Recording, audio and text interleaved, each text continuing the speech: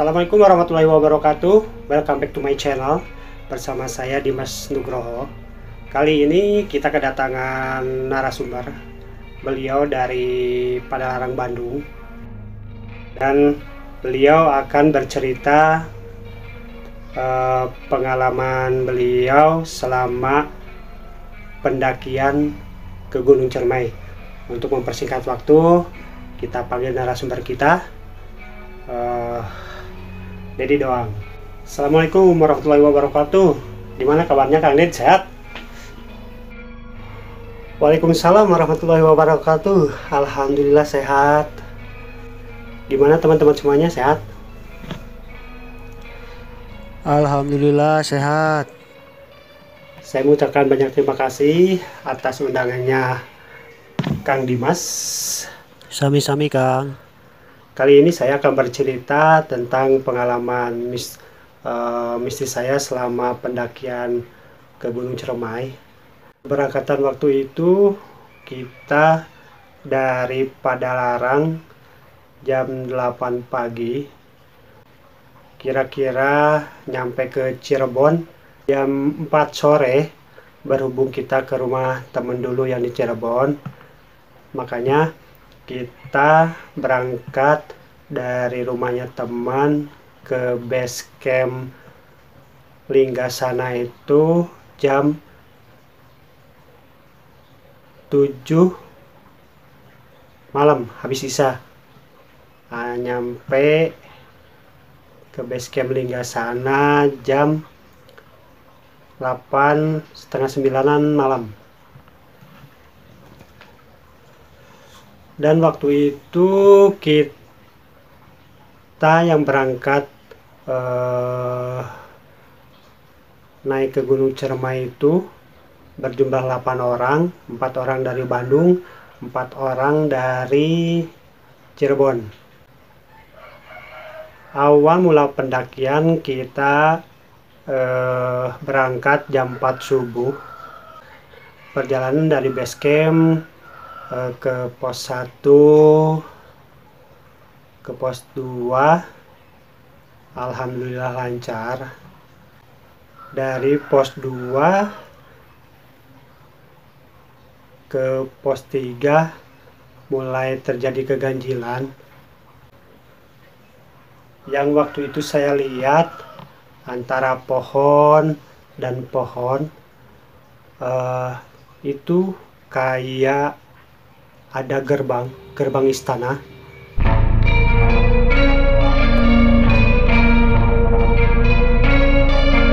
Saya tidak bercerita sama yang lainnya tentang kejadian ataupun keanehan yang saya lihat itu sama teman-teman saya yang lainnya, karena saya takut mengganggu pikiran mereka. Karena pendakian baru kita mulai, akhirnya udah saya skip. Cukup saya sendiri yang tahu bahwa apa yang saya lihat udahlah, anggap aja cuma halusinasi saya doang. Dari pos 3, pos 4, pos 5 dan sampai ke pos 8 alhamdulillah perjalanan kita lancar. Keanehan pun mulai terjadi pas malam hari waktu kita semua pada masuk tenda. Pas masuk tenda kira-kira jam 11. Pas mereka sudah pada tidur, cuma kita berdua yang belum tidur, saya dan teman saya. Tiba-tiba ada cahaya datang, cahaya merah atau kuning kah, mendekat ke tenda kita.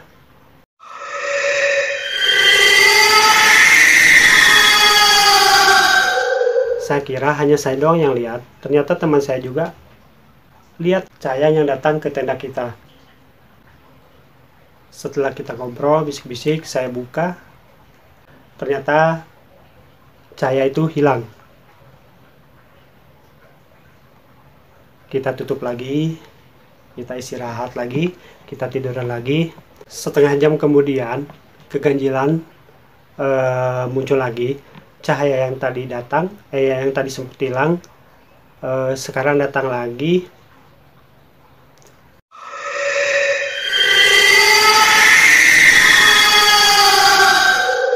Mendekat ke tenda kita. Karena dari luar terang, otomatis ada bayangan yang kayak tangan kayak gini.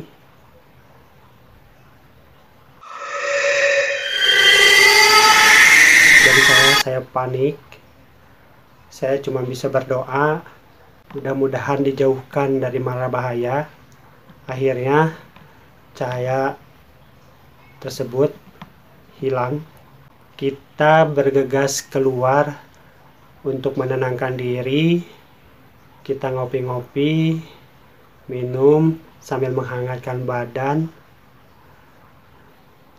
Kita bangunkan semua teman kita yang ada di tenda.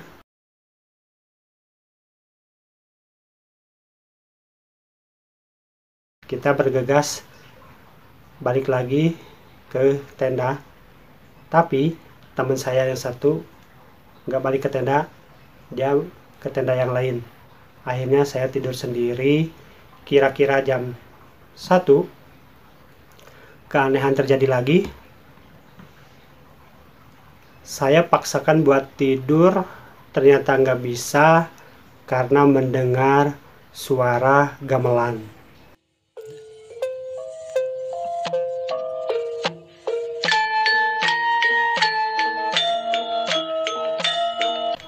Gamelan di tengah hutan, bisa bayangkan gimana paniknya. Tapi saya paksakan buat tidur, dan alhamdulillah akhirnya saya bisa tidur juga. Kira-kira jam 3 kita bangun lagi, kita masak-masak, kita ngopi, kita menghangatkan badan buat summit ya. Habis makan-makan, habis semuanya, habis beres sarapan, kita mulai pendakian ataupun summit jam 4 subuh. Dari pos 8 ke pos 9, keganjilan terjadi lagi. Saya melihat gubuk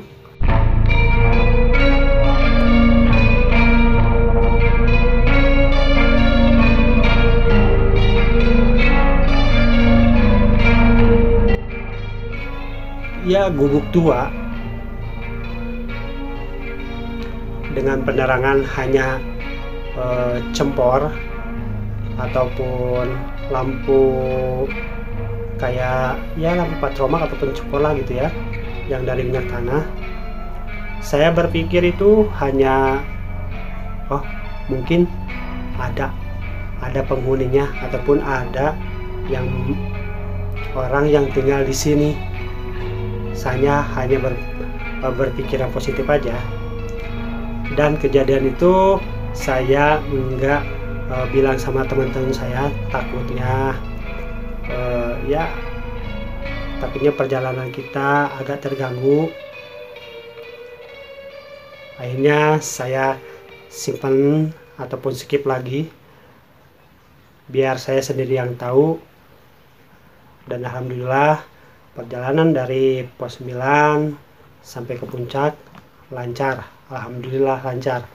Nyampe ke puncak jam 10 pagi. Kita di atas makan-makan, ngopi, selfie.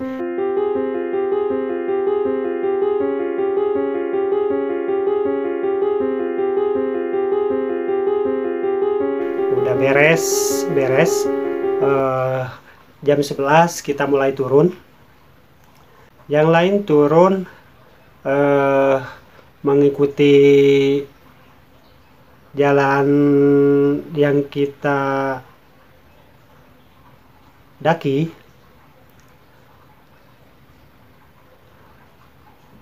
Tapi saya dan teman saya cewek ngambil jalur lain karena jalur tersebut itu enak dan tidak licin.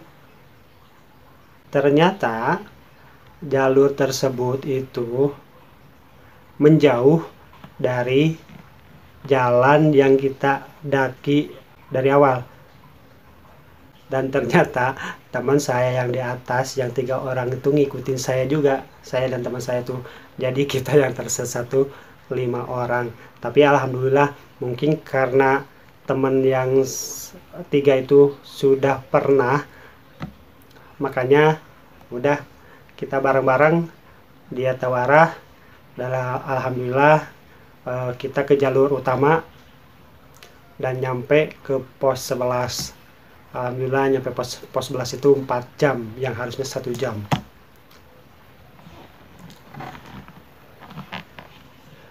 Saya dan teman saya yang dari Cililin itu duluan berangkat, duluan turun. Mereka yang 3 belakangan lagi karena mereka pengen istirahat dulu. Akhirnya kita putuskan buat udahlah kita jalan berdua dulu. Saya dan teman saya tuh pos 11 sampai pos 10 alhamdulillah lancar. Keganjilan terjadi lagi dari pos 10 menuju pos 9. Di tengah-tengah saya melihat ya orang berbaju putih berambut panjang sama orang yang pakai blangkon.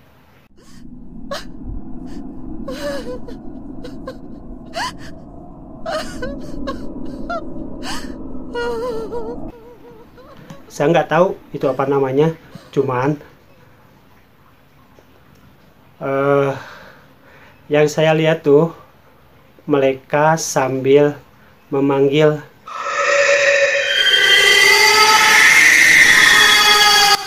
sini, sini. Saya panik, makanya saya bilang sama teman saya tuh, teh, ada apa itu? Teman saya langsung, udah jangan dihiraukan, ayo kita pulang. Dari sana perjalanan 10 menit setelah saya melihat keganjilan tersebut, hawa badan saya panas kayak gimana ya, kayak mau kerasukan tapi nggak kerasukan. Saya cuma bisa gini, cuma bisa, teh tolong, teh tolong teh. Antara sadar dan nggak sadar, akhirnya teman saya membantu dia berdoa sebisa mungkin dan akhirnya lepas begitu saja. Akhirnya kita jalan sebelum nyampe pos 9 juga keganjilan terjadi lagi. Di tengah-tengah rute perjalanan kita pulang, yang saya lihat sesosok berambut panjang pakai baju putih lagi duduk menghadap ke belakang.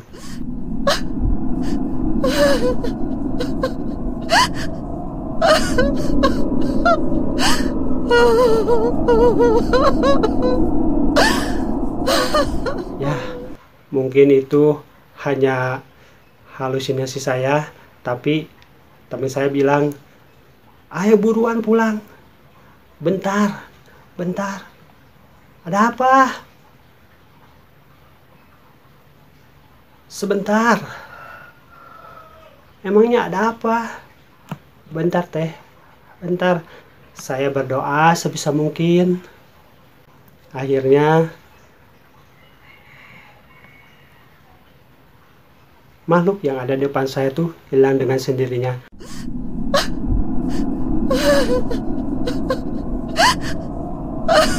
Dan alhamdulillah perjalanan saya pulang nyampe ke pos 9,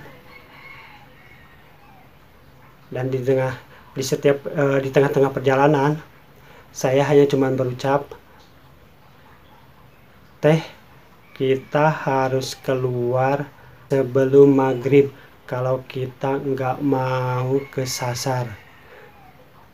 Saya ngomong gitu antara sadar dan tidak sadar. Akhirnya kita lari sebisa mungkin sambil berdoa, tapi setiap perjalanan saya hanya cuma mengucapkan, "Teh, kasihan yang di belakang." Hanya kata itu yang saya ucapkan.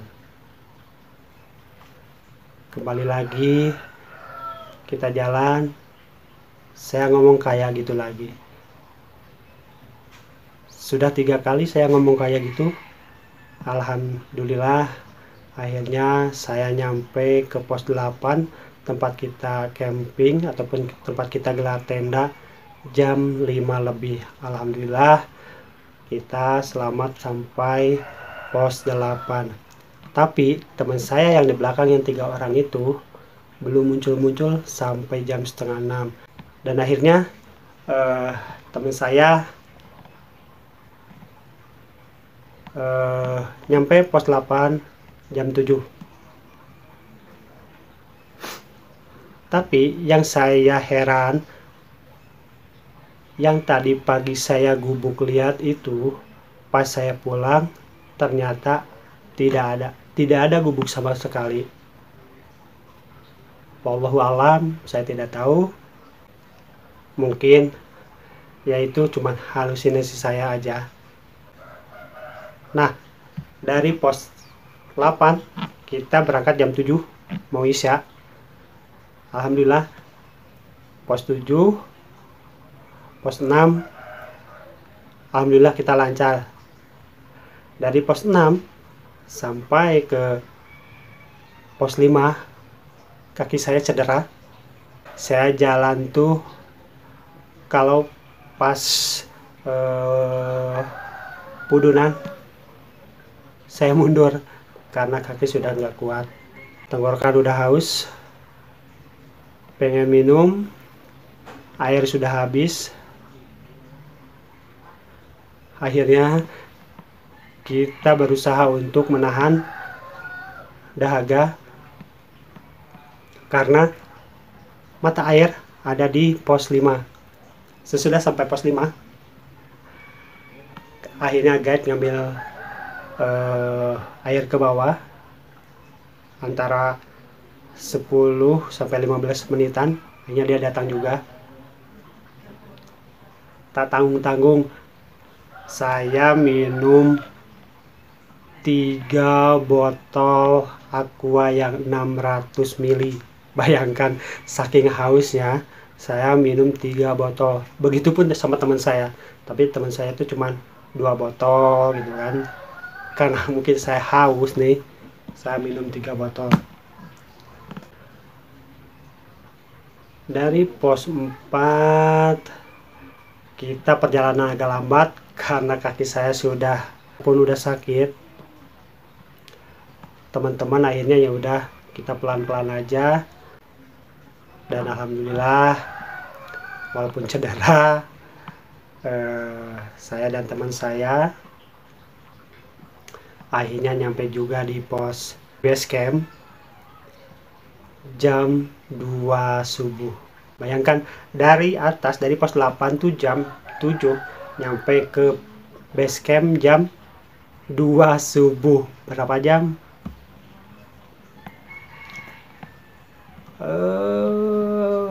7 jam. Bayangkan 7 jam yang harusnya ditempuh itu cuman 4 jam. Oke, dan akhirnya kita istirahat di base camp. Tapi teman yang saya yang 3 orang itu jam 2, kita tunggu jam 2, jam 3, jam 4, jam 5, ternyata belum datang juga. Dia datang jam 10 pagi. Wallahu alam dari atas dia jam berapa, tapi nyampe ke base camp dia jam 10 pagi. Jadi kalau misalkan kalau dari puncak dia turun jam 11, nyampe ke base camp jam 10 pagi, 23 jam perjalanan menuju ke base camp dari puncak. Itu yang paling lama, tapi alhamdulillah kita semuanya selamat, nggak ada kekurangan apapun, nggak ada hal-hal yang tidak diinginkan. Dan alhamdulillah kita semuanya pulang dengan selamat. Udah, cuma gitu aja Kang Dimas yang bisa saya ceritakan. Assalamualaikum warahmatullahi wabarakatuh. Semoga teman-teman semuanya berkenan dengan cerita saya.